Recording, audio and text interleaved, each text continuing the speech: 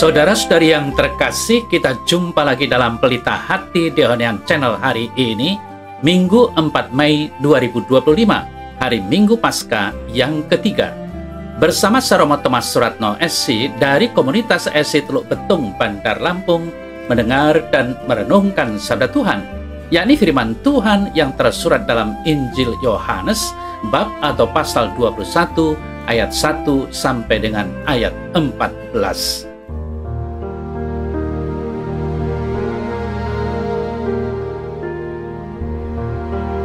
Pada waktu Yesus menampakkan diri lagi kepada murid-muridnya di pantai Danau Tiberias, dan ia menampakkan diri sebagai berikut.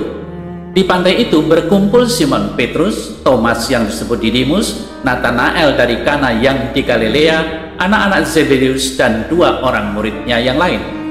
Kata Simon Petrus kepada mereka, "Aku pergi menangkap ikan."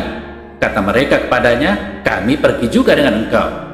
Mereka berangkat lalu naik ke perahu, tetapi malam itu mereka tidak menangkap apa-apa.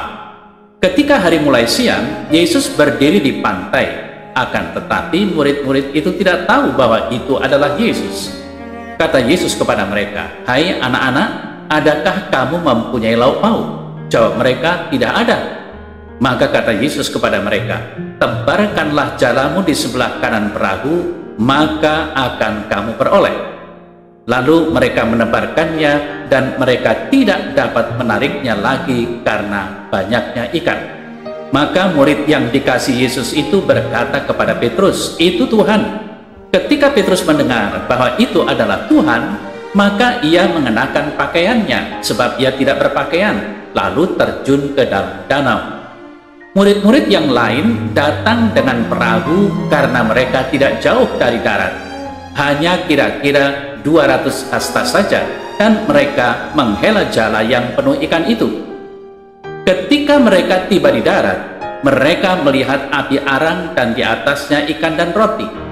Kata Yesus kepada mereka, "Bawalah beberapa ikan yang baru kamu tangkap itu."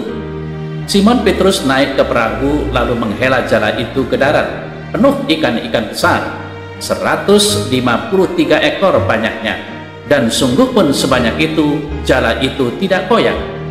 Kata Yesus kepada mereka, "Marilah dan sarapanlah." Tidak ada di antara murid-murid itu yang berani bertanya kepadanya, "Siapakah engkau?" Sebab mereka tahu bahwa ia adalah Tuhan. Yesus maju ke depan, mengambil roti dan memberikannya kepada mereka. Demikian juga ikan itu. Itulah ketiga kalinya Yesus menampakkan diri kepada murid-muridnya sesudah ia bangkit dari antara orang mati.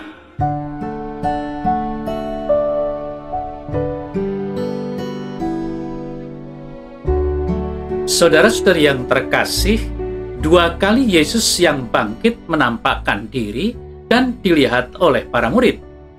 Di pantai Danau Tiberias, Yesus menyatakan diri untuk ketiga kalinya kepada para murid. Karena sudah dua kali, kiranya pernyataan bahwa para murid tidak berani menanyakan apapun kepada Yesus menjadi tanda yang jelas bahwa mereka sudah mengerti. Murid yang dikasihi mengatakan, "Itu Tuhan," karena pengalaman-pengalaman sebelumnya. Petrus dan murid-murid yang lain tidak berkata apa-apa. Mereka hanya diam dan bekerja. Saudara-saudari yang terkasih, menarik mencermati apa yang dikisahkan dalam Injil Yohanes ini. Pertama, soal murid-murid yang disebut secara berurutan. Petrus, Thomas, Natanael, anak-anak Zebedeus. Kalau kita ingat dalam kisah sebelum-sebelumnya, mereka adalah murid-murid yang unik. Petrus menyangkal Yesus, Thomas sesumber hendak mencucukkan tangannya, Natanael orang yang percaya setelah mendapat penjelasan dari murid yang lain, dan anak-anak Zebedeus adalah mereka yang meminta posisi di kanan dan kiri Yesus. Penginjil Yohanes secara unik menampilkan urutan nama itu. Petrus ditampilkan pertama menjadi pertanda bahwa memang dialah yang didapuk atau ditetapkan oleh Yesus untuk memimpin murid-murid yang lainnya. Selain itu, Berkaitan dengan tokoh-tokoh itu, Yohanes juga hendak menampilkan kepada kita bahwa murid-murid yang dulunya tidak berjalan mulus, dengan terang kebangkitan, mereka menjadi rasul-rasul yang handal. Mereka yang tadinya seperti meninggalkan Yesus, pada akhirnya mereka menjadi penjala manusia. Lalu yang kedua, saudara-saudari yang terkasih, kita bisa mengamati makna menebarkan jala. Kisah ini persis seperti kisah sebelum kebangkitan. Para murid sedang menebar jala, semalaman mereka tidak mendapat apapun. Yesus datang dan memerintahkan mereka menebarkan jala lagi. Hasilnya adalah mereka menangkap sejumlah besar ikan.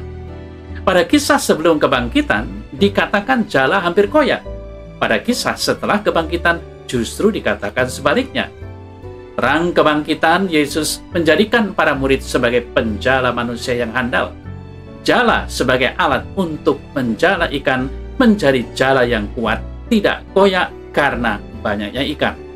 Lalu yang ketiga, saudara-saudari yang terkasih, kita bisa merenungkan soal sarapan dalam kisah tadi. Makan, minum menjadi momen yang biasa dalam kehidupan kita. Umumnya kalau ada pertemuan, jika belum ada minum paling tidak, pertemuan menjadi seperti hambar.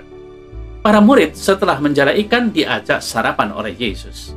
Kita ingat bagaimana makna perjamuan malam terakhir Yesus bersama para murid.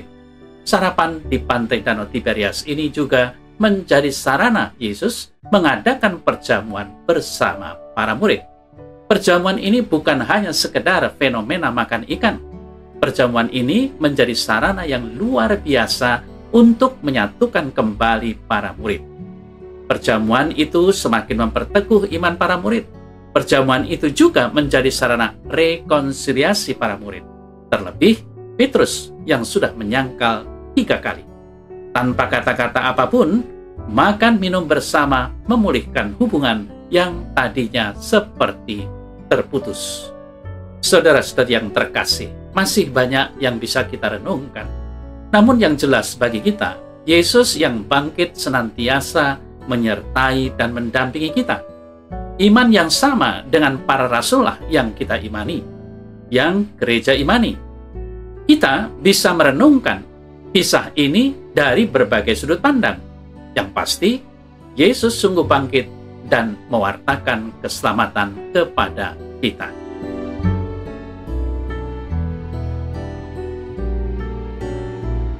Dalam nama Bapa dan Putra dan Roh Kudus. Amin.